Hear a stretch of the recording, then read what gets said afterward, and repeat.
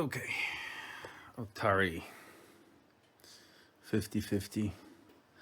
So I have severely disassembled it, and well, I've been studying how it works and trying to analyze it in a black box manner. So I guess this will probably be two parts to this part, one of which is going to be using my favorite tool, which, no, not this one. I need something a little more fine tipped. Oh, there we go. This guy. And then the other one is going to be, we're actually going to play with it. So I guess this one is me understanding and regurgitating the principles of how this thing works. So it's upside down. I hope you can, maybe I'll turn you around. I hope it's readable upside, no, it's not upside down anymore. Okay, so this thing basically has record controls, playback controls, all sorts of adjustments to adjust bias, equalization on recording, standard reproduction level, and so on. It has a built-in signal generator, 1 kilohertz. This is reproduce level adjustments, and this is what it's reproducing. It can reproduce the input that's coming in, or it can reproduce what it's hearing on tape. Don't worry about this. We'll talk about this in the next video. So let's go to this. So Otari very helpfully includes this. As soon as I can set the goddamn camera proper. Okay, that should do. No liquid death today. This is a page from the manual. I reprinted it a few times so that I can scribble over it. So this is the deck. This is how it looks. Every deck business end is heads. So we have a head that can play stuff. It's called reproduction head.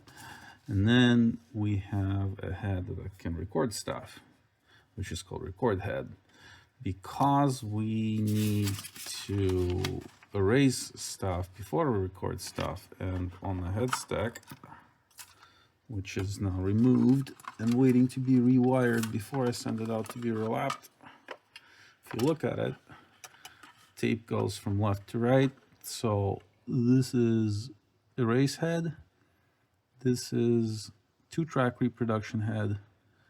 This is, well, one of these is a record head and the other one is a 2-track repro head. Now, I don't remember which one's which, but the point is that, oh, it says it right here. I actually wrote it down. Yeah, this one's a record. See how your erase comes before record. So you erase first, then you record over now blank tape.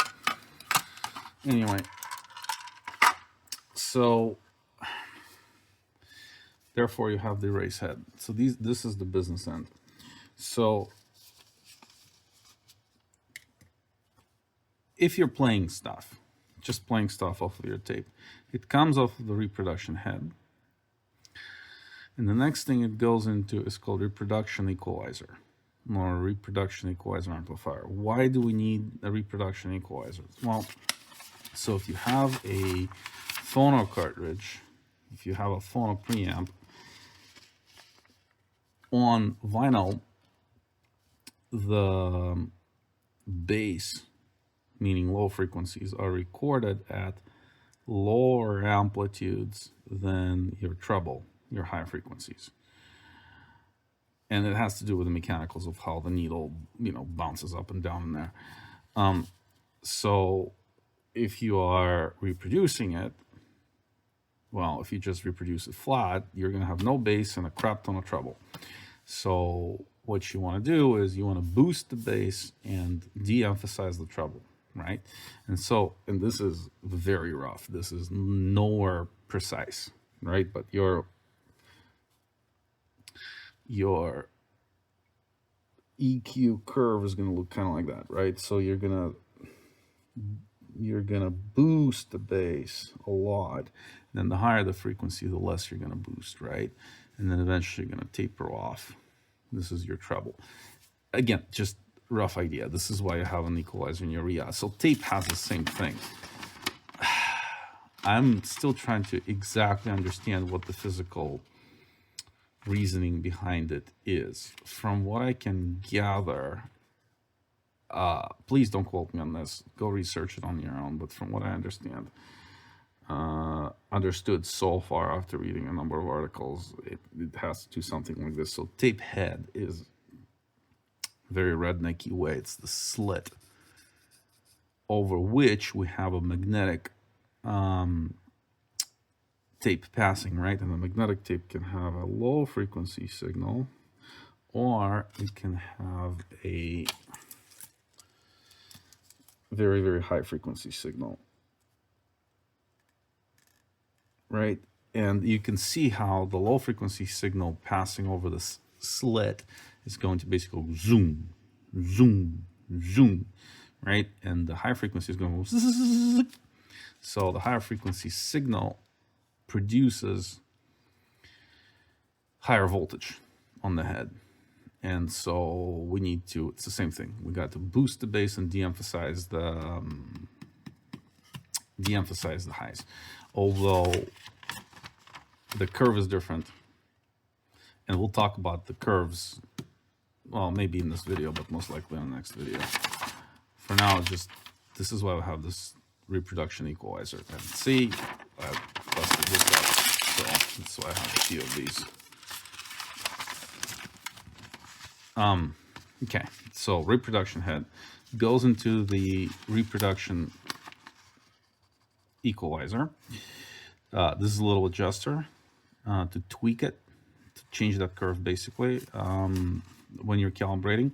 Then there's this whole thing, which we're going to ignore for now. It's just a series of pots. Okay, and then yeah, like starting from here, the signal comes out here, right? And this is just a series of stuff which we're going to ignore. And then it goes into your line output amplifier. So there's two separate pieces here. Point number one. This is nonlinear. This is equalizer. So this is that does this equalization. This one must be linear, right? Okay, and then after that, my output impedance is set at 600 ohms and go to line output. Oh, and also we have a couple more pieces here. So off of this line output amplifier, at the very tail end of it, we can go into the meter amplifier. Actually, do go into the meter amplifier, and this is what gives those, bouncing needles. That's what makes them bounce, right? So we're bouncing the needles based on the very tail end of the output, like right here, right? You can tell that. And then also happens to include headphone jack. So that's that headphone amplifier. Okay, so now let's go back to this. And actually, well, yeah, let's actually talk about this. So you see there's these dBms. So here's how I'm reading this. If my reproduction head produces 50 dBms of, well, 50 dBm, negative 50 rather, it's a specific voltage. You can convert it to voltage literally, right? So produces negative 50 dBm of signal right here. It's like a tiny little signal. Okay, by the time we're done, we should see, depending on high or low, either negative 10 or positive 4 dBms of output. So, right? Okay, so T bigger. And the relationship is negative 50 to positive 4 on the high and negative 10 on the low. Okay, so what's this high-low? This high-low is there's a switch in the back, and it's this guy. What does it do? Well, you could see, right? High bypasses a 3K resistor. So normally on the low, this switches out. So your signal just goes through 3K resistor. And on the high, it just goes chung, chung, chung, chung, chung around it. They're very helpfully, by the way, saying, oh yeah, 4 dBm here. Oh look, also the line output amplifier expects negative 30 dBm, which means that this negative 50 becomes negative 30. So this is an amplifier, right? So it boosts it by about 20 dBs. Oh, sorry, excuse me. Is it? Yeah. By about 20 dB. Well, no, actually, no. It boosts it by about 30. And then the rest of it gets lost in here. So we'll talk about this in a second again. The only question that's left is, remember the equalization problem? So depending on what frequency we have in here, that output level will change, assuming constant voltage here, right? Because there's equalization here. It's going to de-emphasize certain frequencies and boost certain frequencies. So what's the frequency of the signal? Well, the sheet says right here, 1 kilohertz. Okay, so that's something. Presumably, the reference setup is we have 1 kilohertz signal on a head, recorded in a standard manner, which should produce 50 dBm, negative 50 dBm of signal over here, go through this pipeline, and we should arrive at positive 4 on the high. Let's forget about the low, right? Let's just assume we're on high always. Okay, so what's all this? This is the calibration. So first of all, there's a pot in the front panel, right? Which allows you to literally adjust, like it's like a volume switch. And then it's 2-channel pot, right? So left, right. So you can also adjust balance. So that would be this output level pot, right? And if I have this switch in the normal position, my output level pot drives, right? So we go out of here and through here. But I also have this thing which is called standard reproduction level. So what's standard reproduction level? Well, standard reproduction level, as they define, is literally if you have negative 50 over here and you have positive 4 over here with 1 kilohertz wave, that is the standard. That's it. That's how they defined it. So the difference is this. This is user accessible, right? So this guy, you can tweak volume knob almost like, right? If you go to the SRL, this pot is not a factor. It's this pot. And this pot is a trim pot in the board. So basically the assumption is that, you know, there's a standard reference reproduction level that tech calibrates for you, and then you sit there and then you can deviate off of it if you so desire, just using this pot. This pot, it's max reproduction level, so that actually sets up the highest possible option. I would imagine that the reason why this exists is that so you don't overdrive this guy, right? Because you can like potentially corner yourself in a situation where you'll be overdriving this guy, right? And you don't want to do that. Okay, so this is why this max repro level pot also exists. It's also a trim pot on the board. Okay, so this is the reproduction side of things. So what's all this stuff? Okay, so first of all, this thing can also record, right? So we got our line input. And we go through the line input, which is level adjustable. And then we have this line input amplifier right here. And then after we go through the line input amplifier, there's a little bit of a filtering going on. See the equalization of the recording. This is essentially an equalizer filter. And we go through the record output amplifier. And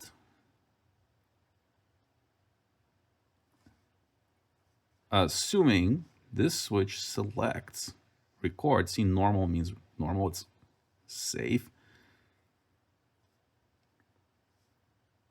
Safe means not record, yeah? So if we're in record position, the record head is going to record. Okay? At the same time, this erase head. There's some bias adjustments and whatnot. I haven't studied the recording portion as well as I studied the reproduction portion, so not yet. We'll get there, but just I know there's bias involved in recording and whatnot. Bias is basically additional frequencies that are produced later. Okay. Now, what else is interesting here? So actually, there's two things that are interesting to us here. One of them just purely academically. The other one is actually practically, because right now we're studying the bottom part, the playback part. So first of all, look, so I can listen to what I have on my line input. Okay, so look, go to the line input over here in the normal position, go through the line input amplifier, coupling cap, record level calibration, and then see this? So I have this switch, which selects source or tape. Am I listening to tape or am I listening to source? If I'm listening to source, I am listening to my line input through this line output amplifier. That's kind of point number one. Now, this line input obviously goes through the line input amplifier before it reaches my line output amplifier. That's point number one. Point number two, it has a signal generator inside. In fact, the signal generator produces exactly 1 kilohertz tone, or at least by design it's supposed to produce that. And if I select the signal generator, turning it on, there's a button on the front panel that turns it on. Look, instead of listening to line input, we're listening to the test oscillator. Test oscillator. Just, same thing. This is why it's a testing. I can also, by the way, instead of listening to it over here, I can record it, right?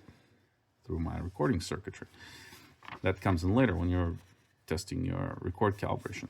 The other thing we have is mic amplifier. So instead of listening to the line input, over here, we can go through mic input, which adds additional amplifier, which brings it to something more sensible, and have a little bit of an adjustment in here. And then the final really cool thing is, in this safe position, do you notice how the record head gets connected back to here through some crazy thing called cell rep amplifier? So wait, I can go reproduction head into reproduction equalizer and downstream into the audio pipeline, or record head through this guy and into the same circuitry. What the hell is this? Well, on this machine, the record head can also be a playback head. And remember, this is a diagram of a single channel. It has two of each of these, right? 2-channel test oscillator, so there's 2 test oscillators. It's a 2-channel, 2 heads for each one of these, right? So I can set up one side of a machine, channel 1, let's say, as my playback through the recording head, right? And I can set up the other channel as a record through record head, but those two record heads, they're on the same spot. So basically, right, this is the record head. Those gaps are right here. They're exactly aligned, which basically means I can do stuff like this. I can record one track, and then I can rewind it, and then I can set up that track to be played and record the second track, right? So I mean, this is not a 24-track or a 16-track machine, but this is still cool, right? And like, guys, I mean, maybe I'm speaking in platitudes, but this is the first time I touch a serious tape machine, and so this is really cool, understanding how this works. I'll open up the kimono a little bit. So I was staring at this, and I'm thinking, okay, so now what am I trying to achieve here, right? I'm trying to rework the machine. I'm trying to replace broken components and analyze what is screwed up in the audio circuitry. By the way, I decided to go with the circuitry first. We'll do mechanicals later.